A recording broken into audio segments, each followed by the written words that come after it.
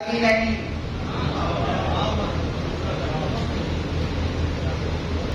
بعض حضرات کہتے ہیں کہ جیسے جیسے آدمی بوڑھا ہوتا ہے ویسے ویسے مال دنیا کی لالچ اس میں مال دنیا کا لالچ اور حرص اس میں زیادہ بڑھتی چلی جاتی ہے، اضافہ ہو جاتا ہے.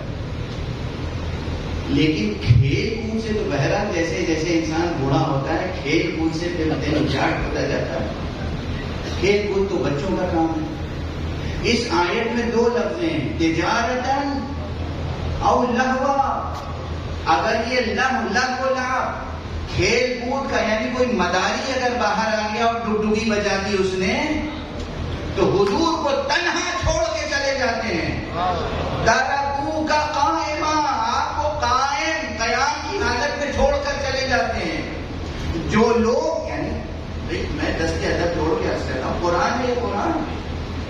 میدان جنگ میں سے اگر کوئی حضور کو چھوڑ کے چلا جائے پوری بات تو وہ بھی ہے، اگر میں کچھ ہمدردانہ سوچوں تو بھائی جان کے لالے پڑے تھے چلے گئے تو چلے گئے.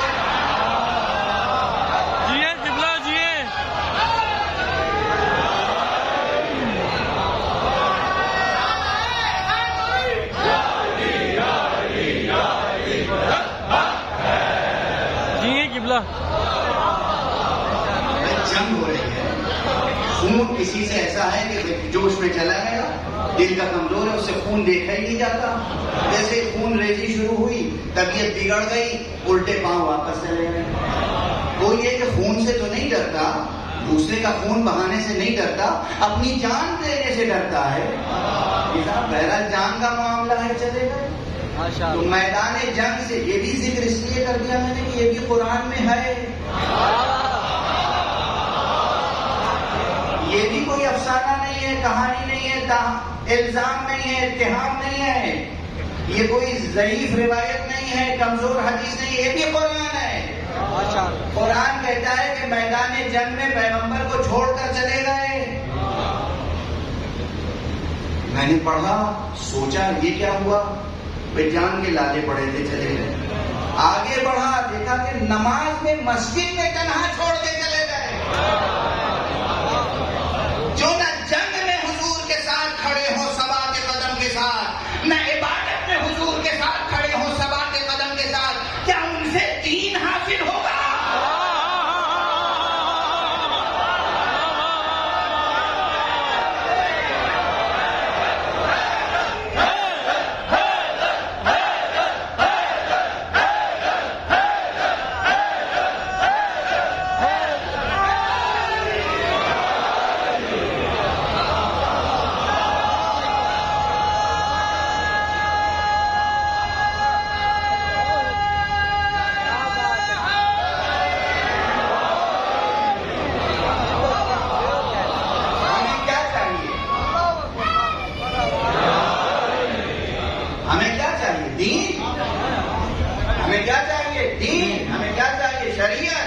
ہمیں کیا چاہیے؟ قانون خدا. ہمیں کیا چاہیے؟ سیرت مصطفیٰ. جو لوگ دھیان باہر رہتا ہو کہ تجارت کا قافلہ آ رہا ہے، کھیل کود کا کارواں آ رہا ہے، وہ کتنا غور سے سنتے ہوں گے کہ رسول نماز میں کیا پڑھ رہے ہیں.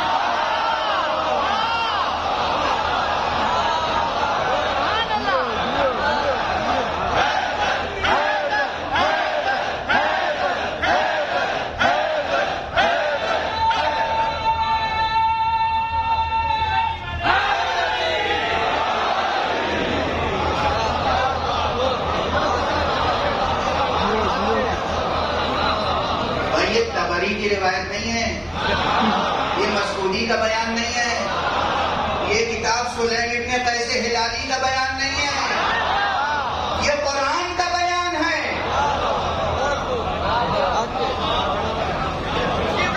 کیا اب آپ ہمیں قرآن کی آیتیں پڑھنے سے بھی روکیں گے؟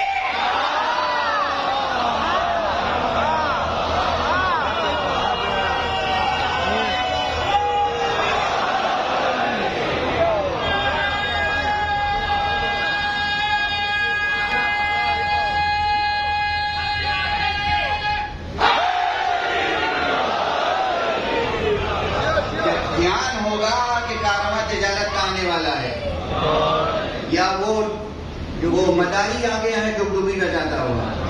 دھیان ادھر ہوگا تو کیسے پتا چلے گا رسول اللہ نے نماز میں بسم اللہ پڑھی کہ نہیں پڑھی؟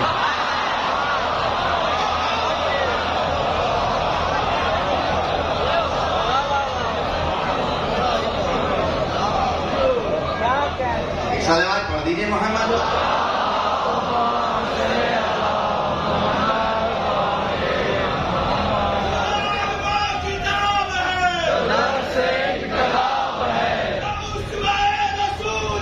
ہمارا وہ اصول ہے منافقت کی موت ہے ہماری درسگاہ ہے ہماری درسگاہ حق کا سیدھا راستہ. اب بات یہ نہیں ہے یہ تو کرو وہ ہے جو چلا جاتا تھا. ذہن پہلے ہی باہر رہتا تھا اور جیسے ہی آواز ادھر سے آہٹ ملتی تھی مسجد سے چلا جاتا. اتنی بار گئے ہیں روایت درج کرنا. اب روایت درج کرنا قرآن سن لیا نا. اتنی بار گئے ہیں کہ ایک مرتبہ خود آیت پہلی بار میں تھوڑی نازل ہو گئی.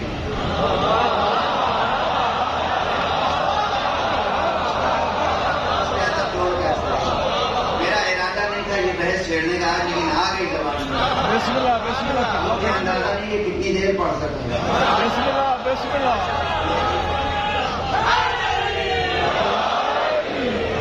اپنے رب کریم کی ایک شان سن لیں. عزیزوں، جوانوں، بچوں، بزرگوں، ایک شان اپنے رب کی سن لو. رب کی سب سے بڑی شان ہے کہ وہ غفار ہے. بے شک. غفار کے کیا معنی ہے؟ غفار کے معنی ہے کہ اپنے گناہگار بندوں کے گناہوں کو جہاں تک ممکن ہے ڈھانپتا رہتا ہے.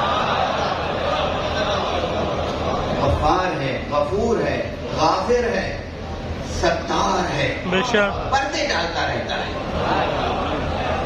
اور ان مقامات کی، ان اسماء کی تشریح میں حضور پاک نے فرمایا ہے کہ اللہ کبھی اپنے گناہگار بندے کو بھی رسوا نہیں کرتا اللہ اکبر.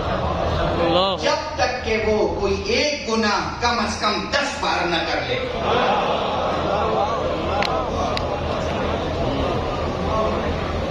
اس میں تربیت کا پہلو ہے، یاد رکھنا. اس میں تربیت کا پہلو ہے. جب تک خدا نخواستہ کوئی انسان ایک ہی گناہ 10 بار نہیں کر لیتا اس وقت تک اللہ اس کو رسوا نہیں ہونے دیتا. میرا بندہ ہے. فرشتے آتے ہیں کہتے ہیں ڈھانپو اسے، چھپاؤ، میرا بندہ، میرا کلمہ پڑھتا، یہ لا الہ الا اللہ کہتا ہے، پردہ ڈالو. لیکن جب یہ بندہ شقی ہو جاتا ہے، جسور ہو جاتا ہے، بار بار گناہ کرتا ہے، تو اللہ کہتا ہے کہ اب اسے رسوا کر دو. اگر یہ اصول رحمت کا سمجھ میں آیا تو پھر سوچئے کہ قرآن مجید میں آیت تب آئی ہوگی.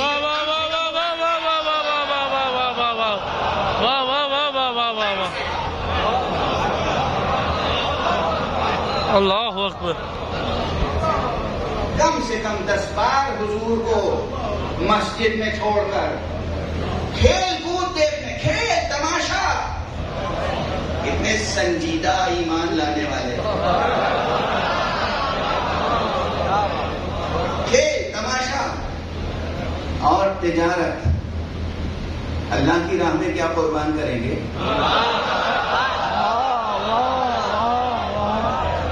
ایک آیت قرآن میں ایسی رہ گئی جس پر سوائے مولا امیر المومنین کے کسی نے عمل نہیں کیا. پورا عالم اسلام گواہ ہے. کیوں؟ شرط یہ تھی کہ یا رسول اللہ یہ چلے آتے ہیں ہر وقت. جب دھیان میں آ گئی کوئی بات، خیال میں آ گئی کوئی بات، بس آ گئے. رسول کا دروازہ کھٹکھٹایا، کبھی بلند آواز سے، کبھی آہستہ، کبھی ادب سے، کبھی بے ادبی سے. رسول یہ مسئلہ ہے، رسول یہ بتا دیجیے، یہ رسول یہ. ہر وقت رسول کے پاس آنے کے لیے آمادہ. رسول خستہ ہو جاتے تھے تو اللہ نے حکم دیا کہ دیکھو اب رسول سے کے پاس جا کر وہی گفتگو کرے گا، وہی رسول سے خصوصی ملاقات کرے گا کہ جو ملاقات سے پہلے صدقہ دے.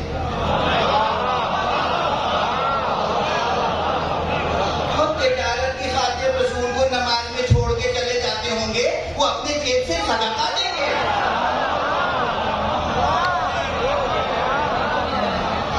نتیجہ کیا ہوا؟ ایک غنی ایسا نہ نکلا جو ایک پیسہ صدقہ دیتا.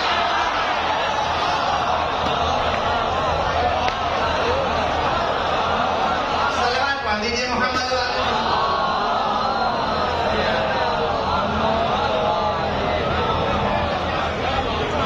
ایک پیسہ صدقہ دیتا, ایک پیسہ صدقہ.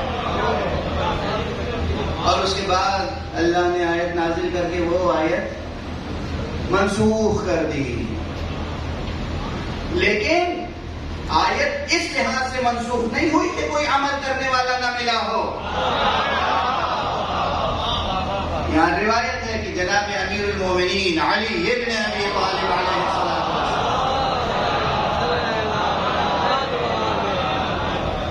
کے پاس ایک دینار تھا.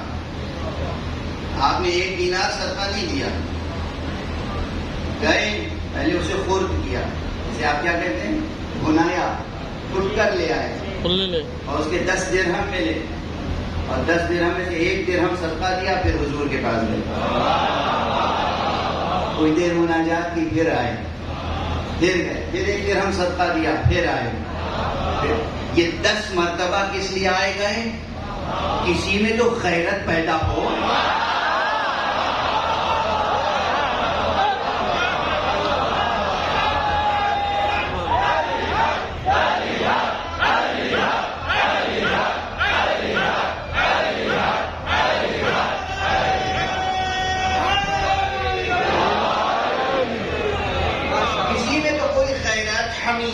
جوش, جذبہ, رش.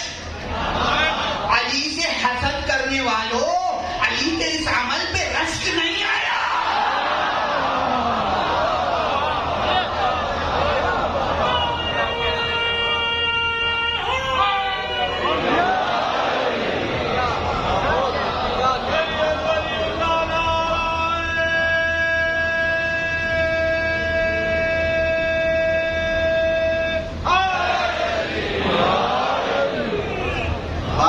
تشریف لے گئے, 10 مرتبہ گئے, 10 مرتبہ. اور وہ سوالات اور وہ خصوصی مناجات ہیں روایتوں میں محفوظ. کوئی نہیں گیا حضور سے, تو ظاہر ہے کہ مال دنیا سے کس قدر رغبت تھی, حضور سے, محبوب سے. شمع نبوت کے پروانہ تو جان دے دیتا ہے.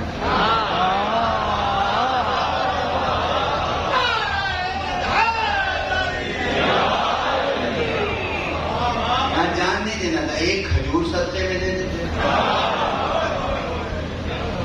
آج کٹی کھجور صدقے میں دے دیتے. یہ سب سوال کرنے کا مجھے حق ہے یا نہیں؟ قرآن میں آیت موجود ہے. پھر عرض کروں گا, کیا آیتوں کو پڑھنے پہ بھی پابندی لگاؤ گے؟ آیت کا ترجمہ کرنے پہ پابندی لگاؤ گے؟ آیت کی تفسیر پہ پابندی لگاؤ گے؟ یہ قرآن کی آیت ہے کہ صدقے کا حکم نازل ہوا. خیر, آتا ہوں اس منزل. تجارت کے لیے مسجد سے چھوڑ کے چلے جانا الگ بات ہے. کھیل کود تماشا دیکھنے کے لیے مسجد سے چھوڑ کے چلا جانا, چلیے بھائی کوئی ایسا ہوگا پیر نابالغ,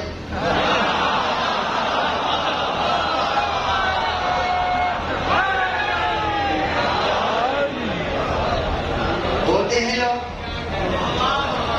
ہو سکتے ہیں لوگ.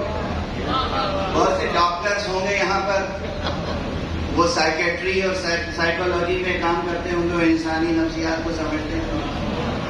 کچھ ہوں گے پیر نابالغ, چلے گئے, کھیل کود کا شوق, بوڑھے ہو گئے مگر دیکھنے کا شوق ہے, بندر کا تماشا دیکھنے کا شوق ہے.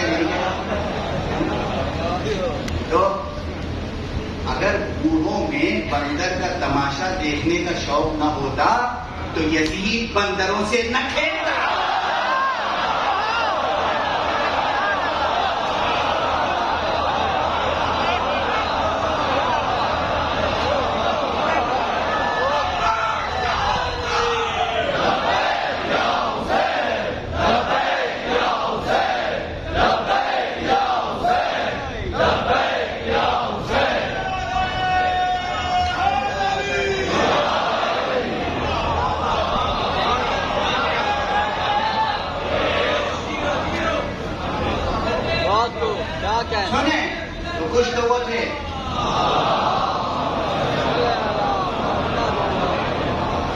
قرآن ہی قرآن ہے آج، کوئی حدیث نہیں، کوئی روایت نہیں۔ سنیں، قرآن نے دکھایا چہرے میدان سے گریز کرتے ہوئے، میدان سے فرار کرتے ہوئے، قرآن نے دکھائے چہرے مسجد سے فرار کرتے ہوئے۔ خدا کی قسم، میدان سے فرار تو سمجھ میں آتا ہے، مسجد سے فرار سمجھ میں آ نہیں سکتا۔ اور جو مسجد سے فرار کرے، بتاؤ میں فراریوں کے ساتھ رہوں یا رسول کے ساتھ؟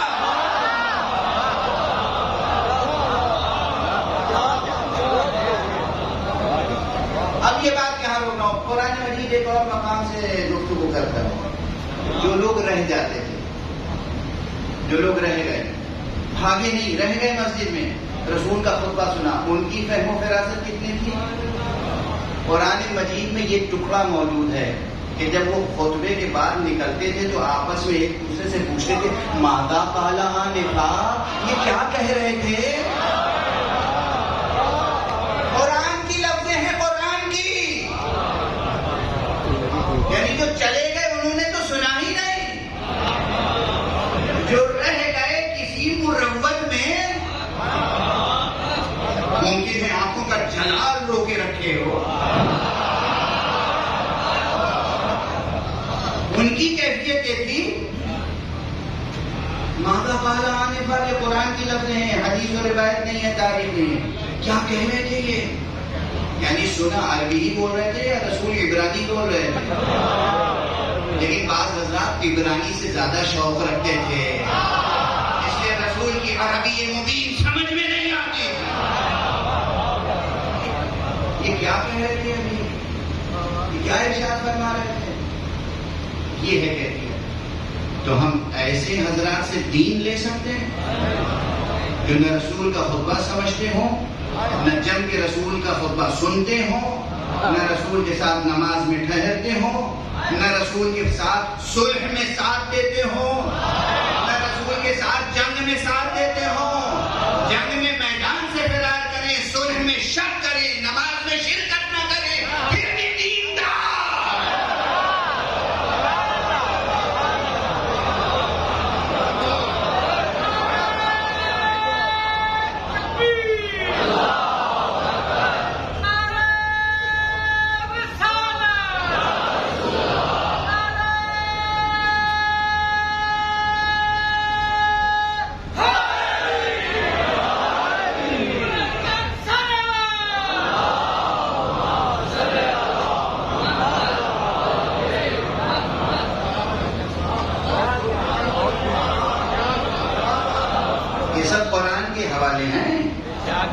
قرآن کے حوالے، تو کیا ہم ایسے سورسز آف ریلیجن پہ ڈیپینڈ کر سکتے ہیں؟ یہ ہمارے لیے سورسز آف شریعہ ہیں، یہ ہمارے لیے سورسز آف ڈیوائن نالج ہیں، یہ ہمارے لیے سورسز آف سیرت المصطفیٰ صلی اللہ علیہ وآلہ وسلم ہو سکتے ہیں؟ ہوش کے نہ ہوتے ہیں، خدا کے لیے زندگی بسر کریں، خدا کے لیے۔ یہ دنیا اللہ نے بنائی ہے قدموں سے روندنے کے لیے، دنیا سے عشق نہ کریں، دنیا سے عشق نہ کریں، خدا سے عشق کریں، رضا خدا کی طلب، اور اگر خدا سے عشق ہے اور رضا خدا کی طلب ہے، خود خدا کی طلب ہے، تو پھر کوئی اور نمونہ کامل اور انسان کامل اور پیر و مرشد کامل و اکمل نہیں ہے سوائے ذات محمد عربی صلی اللہ علیہ وآلہ وسلم۔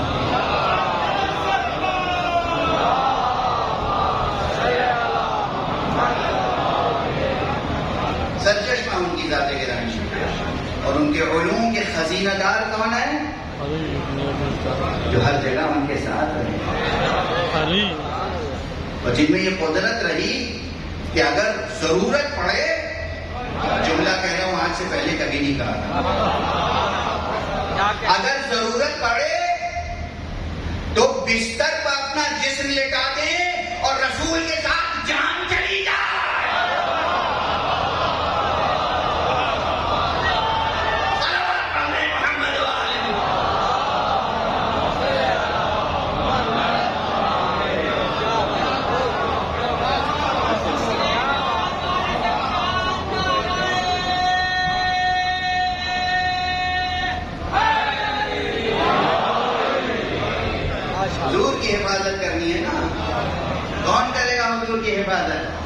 علی کون کرے گا؟ حضور کو جانا ہے، ہجرت درپیش ہے، بستر پہ بھی کوئی ہونا ہے، ساتھ میں حفاظت بھی کرنی ہے، تو جسم بستر پر ہے، روح ساتھ ساتھ جا رہا ہے۔ صلوات پڑھ دیجیے محمد۔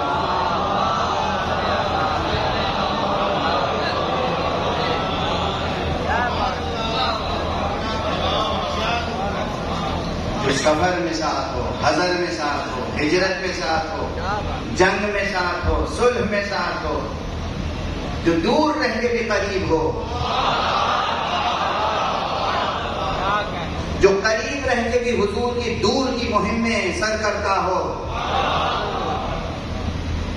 وہ ہوگا نا خزینہ دار علم رسول، جو خود اعلان کرتا ہو اور کوئی اس کے اس اعلان کو چیلنج کرنے والا نہ ہو کہ سلونی سلونی قبل ان تفقدونی، پوچھ لو مجھ سے، پوچھ لو جب تک کہ میں تمہارے درمیان میں ہوں، قبل اس کے کہ میں تم مجھ کو کھو دو، قبل اس کے کہ میں تمہارے درمیان نہ رہ جاؤں، مجھ سے پوچھ لو، پوچھو قرآن کی کون سی آیت کہاں نازل ہوئی، سفر میں نازل ہوئی یا حضر میں نازل ہوئی، مدینے میں نازل ہوئی یا مکے میں نازل ہوئی، جنگ میں نازل ہوئی یا صلح میں نازل ہوئی، رات میں نازل ہوئی یا دن میں نازل ہوئی، بحر میں نازل ہوئی یا بر میں نازل ہوئی، وہی کہہ سکتا ہے۔ تقریباً اجماع امت ہے کہ ممبر پر کسی نے علی کے علاوہ سلونی کہا نہیں۔ جھٹلانے والے کسی بھی بات کو جھٹلا سکتے ہیں۔ دن دوپہر کھڑے ہو کر زیر آسمان کہیں کہ سورج موجود نہیں ہے تو سورج کا کوئی نقصان نہیں ہوگا۔ گزرنے والی دنیا کہتی ہے دیوانہ ہے، یا یہ دیوانہ ہے اور یا یہ دیوانہ بن رہا ہے۔ اس کے علاوہ کوئی جگہ پہ اس کے علاوہ کوئی نہیں۔ دنیا دیکھ رہی ہے، دنیا سن رہی ہے، آپ دیکھ رہے ہیں اس وقت گلوب پر اس پورے عالم میں کس تیزی کے ساتھ عشق آل محمد پروان چڑھ رہا ہے، کس طریقے سے یہ علم ہر ملک میں لہرایا جا رہا ہے۔ یہ جملہ بھی میرا یاد ہوگا نا، اب بات آ گئی ہے تو کہتا ہوں آگے بڑھ جاؤں۔ دنیا میں کسی ملک کا علم کسی دوسرے ملک میں آپ نہیں لہرا سکتے آزادی سے،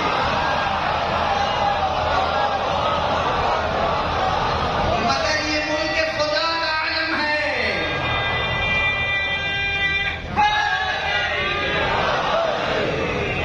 یہ علم اسلام، علم ایمان، علم رسول، علم توحید، علم ختم نبوت، علم ولایت، جس کا آخری لقب علم عباس۔ دیکھیے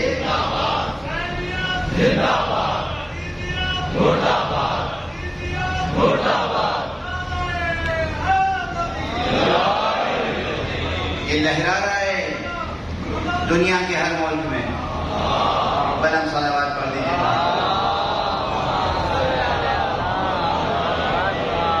کیوں لہرا رہا ہے؟ اس لیے لہرا رہا ہے کہ یہ علم ان کے ہاتھوں میں رہا جو امانت داران ختم نبوت ہے، امانت داران ختم نبوت ہے، جہاں اس انسان کامل، سرور کائنات، سرور انبیاء، سرور مرسلین، اعظم المرسلین، امام المرسلین، خاتم النبیین، محبوب کبریا محمد مصطفیٰ صلی اللہ علیہ وآلہ وسلم کی سیرت، سنت، رفتار، گفتار، کردار اور آپ کے علوم ختم نبوت کی حفاظت کی گئی۔ جانیں چلی گئی مگر نبوت پہ حرف نہیں آنے دیا۔ یہ ان کا علم ہے، تو پھر یہ بے اہتمام الہی ساری دنیا میں پھیلے گا۔ آپ کڑھتے رہیں، آپ حسد کرتے رہیں، آپ مخالفت میں فتوے دیتے رہیں، آپ مذاق اڑاتے رہیں۔ جو چھچھورے لوگ ہوتے ہیں مذاقی اڑاتے ہیں۔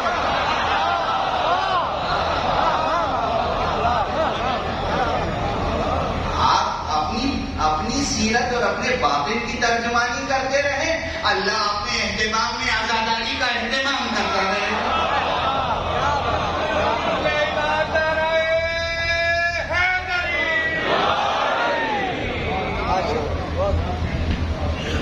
مصطفیٰ صلی اللہ علیہ وآلہ وسلم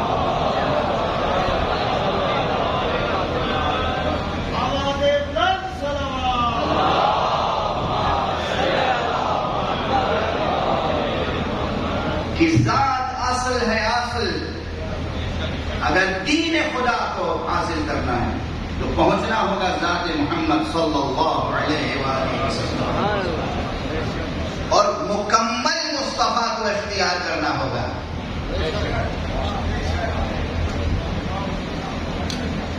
یہ نہیں کہ ان کی سیرت کا کچھ حصہ لے لیا اور کچھ حصہ چھوڑ دیا. وقت تیزی سے گزر گیا لیکن کچھ عرض نہیں کر سکا جو میں عرض کرنا چاہتا تھا. بسم اللہ تنقیدی باتیں نہیں آتی چلی گئی. اس رہ گئی جو تشنگی ہے ارباب عرفان و تصوف کی، ارباب بلا و مودت کی، کہ انسان کامل کیا ہوتا ہے. پھر کبھی انشاءاللہ یہ موضوع پر رہا میری گردن پر. لیکن اصل الاصول یہ ہے کہ انسان کامل کا پہلا مصداق کامل، انسان کامل کا پہلا مصداق اکمل، انسان کامل کا پہلا مصداق بارز، پہلا نمایاں ترین، اہم ترین، عظیم ترین مصداق ذات مبارک مصطفیٰ صلی اللہ علیہ وآلہ وسلم. ضرور یہ اصطلاح، یہ ٹرمینالوجی ارباب تصوف کے یہاں پائی جاتی ہے، ان کی کتابوں میں ہے، لیکن آپ مکمل طور پر ان کے نظریات کو قبول کریں یا نہ کریں، یہ جو اصطلاح ہے اپنی جگہ بہت معنویت رکھتی ہے. انسان کامل کی اصطلاح اپنی جگہ بہت معنویت اور اصالت رکھتی ہے. یہ انسان کامل کا مفہوم جا کر وہاں اس کی تصدیق ہوتی ہے.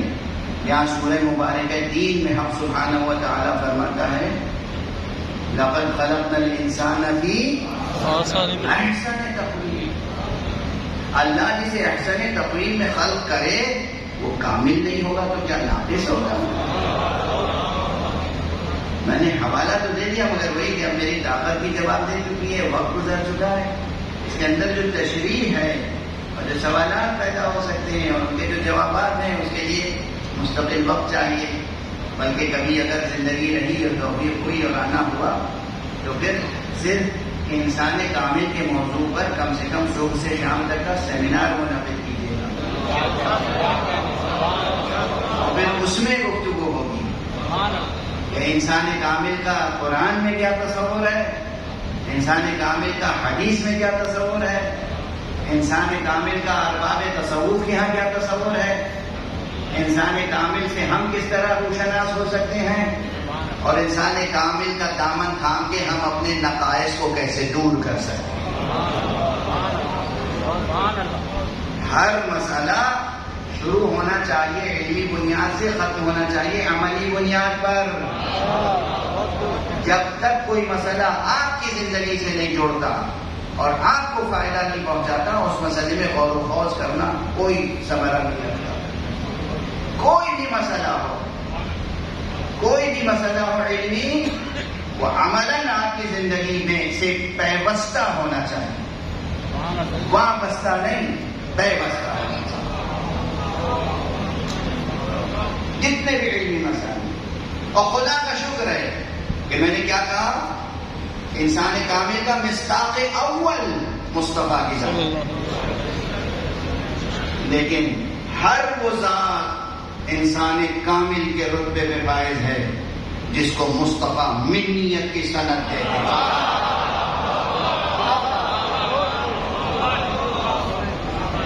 اسے مصطفیٰ کہیں یا علی انت منی وانا من، اے علی تم مجھ سے ہو میں تم سے ہوں. وہ ذات کامل نہ ہوگی تو کون کامل ہوگا؟ حسن منی وانا من، حسن مجھ سے میں حسن سے. حسین منی وانا من حسین، حسین مجھ سے ہے، میں حسین سے۔ اور جب انسان کامل کی بات ہوتی ہے تو لوگ صرف رجال میں تلاش کرتے ہیں، مردوں میں تلاش کرتے ہیں انسان کامل۔ انسان کامل کی فہرست مردوں تک محدود نہیں ہے۔ مصطفیٰ نے کہا فاطمہ تو بضعۃ منی، فاطمہ مجھ سے ہے، اور فاطمہ تو ام ابیہا، یہ ام ابیہا ہے، یہ میرے لیے میری ماں کی منزلت رکھتی ہے۔ اس لیے فاطمہ کی ذات گرامی بھی انسان کامل کی مصداق ہے۔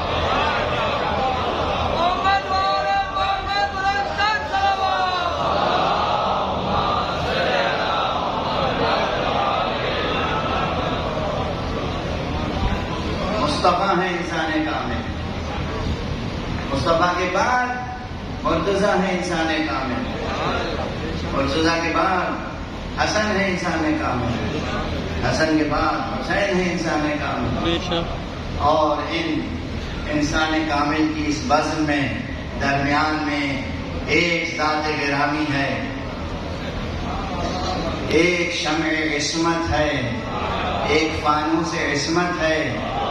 اس پورے قرآن میں درمیان میں ایک آیت نور ہے جس کا نام فاطمہ زہرا ہے۔ ایک صلوات پڑھیں محمد۔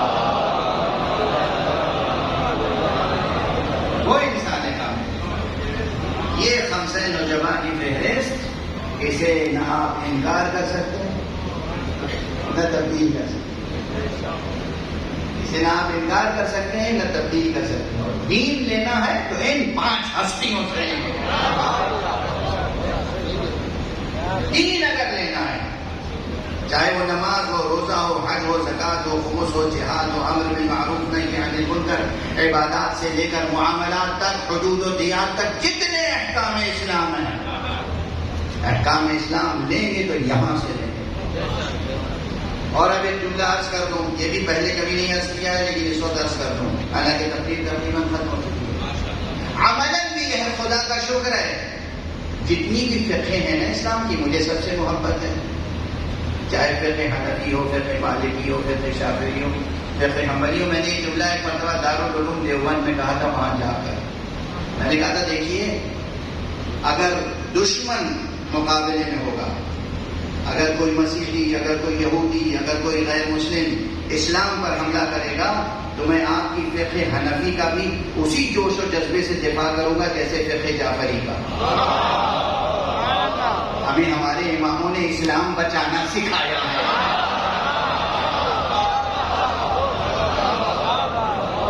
میں اسی جوش و جذبے سے دفاع کروں گا فقہ حنفی کا، فقہ مالکی کا، فقہ شافعی کا، جس جذبے سے فقہ جعفری کا دفاع کروں گا۔ کیوں؟ ارے فقہ کی خیرات بٹی کہاں سے ہے؟ جاؤ جا کے پوچھو شاہ عبدالعزیز محدث دہلوی سے، حضرت امام ابو حنیفہ نے کہا تھا یا نہیں، لولا السنتان لہلک النعمان، اگر 2 سال میں امام جعفر صادق کی خدمت میں نہ ہوتا تو ہلاک ہو جاتا۔ میرے مولا کا شاگرد ہے، تمہارا امام ہے، ہم اس کا دفاع کریں گے اگر تم سے نہ بھی ہو سکے۔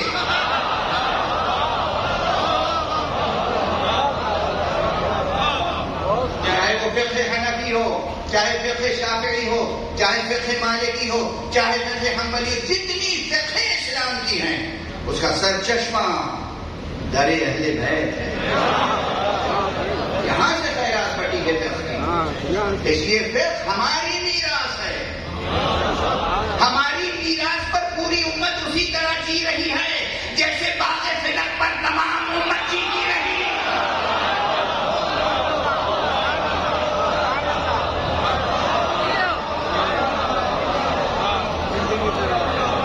فقہ میراث آل محمد ہے، تفسیر میراث آل محمد ہے، اسلام میراث آل محمد ہے۔ صلوات پڑھیں محمد و آل